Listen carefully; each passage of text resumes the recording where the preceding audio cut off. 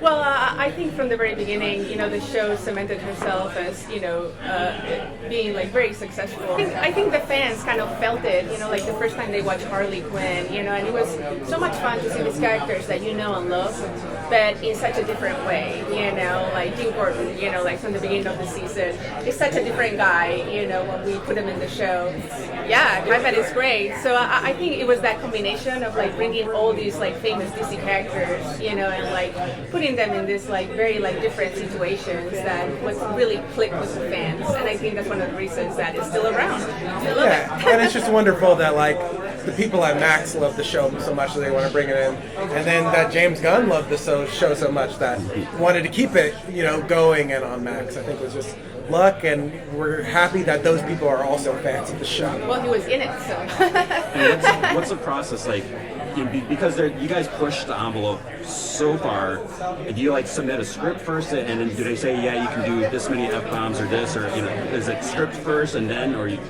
Well, at the beginning, we had those sort of restrictions, when we first started with the show. I remember we have like a number of, F words we could say. I think it was 7 or 8 per show. That's it. That was at the beginning.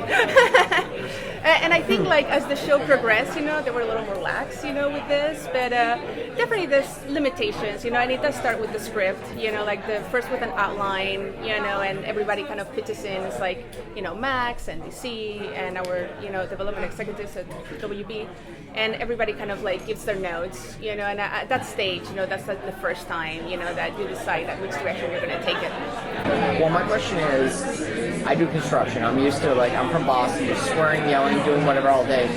It's where do you go from this is casual to it's too extreme? Like, how do you realize what is offensive and what's not? I think sometimes it's just warranted. Like when it feels natural, I think it's fine. Like we're all in that situation that sometimes we like drop something or hurt ourselves or are confronted with something that is really bad, and you can not swear.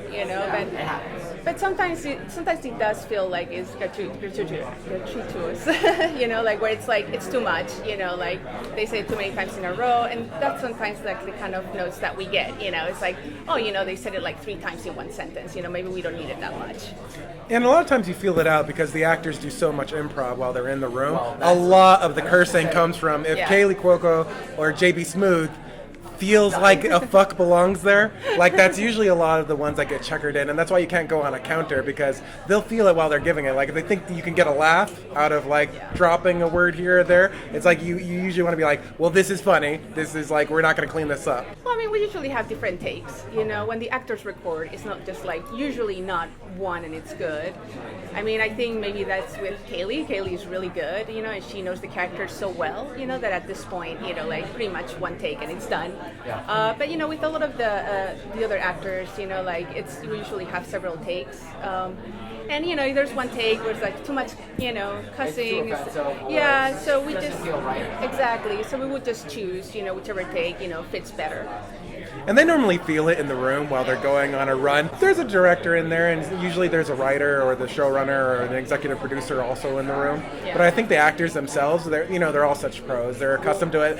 They can feel it. And they'll feel if they're like, well, this fucking fuck. It's like they're like, okay, maybe let's pull back on it here. Okay. What can you tease about this coming season? Like, what can we expect, story-wise? Or a lot of F-bombs. Yeah, well, that's coming for sure. We had some new characters. We have some new locations. We really we really expanded out of Gotham this season. So we're going to go to Vegas. We're going to take our characters to Vegas, where Clayface has a new show.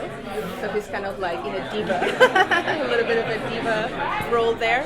And we're also going to go to the moon, which we talked about, where Lex has his evil convention. And then also, and I think the fans are going to love this, but for those, for the fans that have followed Bane's Pasta Maker saga, they're in for a treat. It's definitely, we're going to go there. We're going to go to Italy, and, it's like Bane is going to be in search for the best pasta maker. So it's going to be a lot of fun. Nice. For a world, that kind of starts off in the Batman corner, you really take the opportunity to get to the DC universe with the Legion of Doom and all these locations that you've mentioned. So what kind of is the starting point in kind of mapping out a season? Is it Harley's story and how things affect her character, or is it sort of exploring the DC world through Harley? Does Harley lead the season, or does the DC canvas lead the season?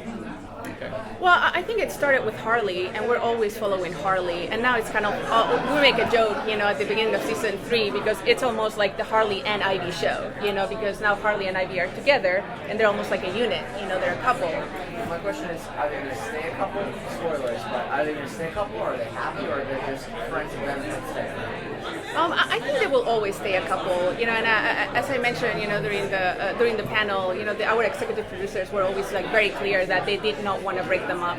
That we weren't going to really play on the, will they break up, will they get back together, so that wasn't really a question, what we're trying to do is kind of see how they grow in their relationship, and how they have to face some obstacles, in every season, and how they learn from them, and grow stronger as a couple.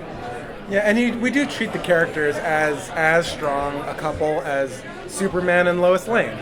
They are together forever, even if their worlds take them apart. And this season, to your question, is you explore the villain world through the LOD from Ivy being in charge of that, and you explore the hero world through the Bat family for Harley Quinn, and just seeing how those sort of dynamics can bring them apart, but ultimately Harley and Ivy are together, and it's going to be them against the world. So many of the comic books that I own are ones that I got because of the Rogues Gallery for both Batman and Spider-Man. I mean, it's and I think that's the reason why people love Harley Quinn, is this is a main Rogues Gallery person who is now the hero / star of her own story.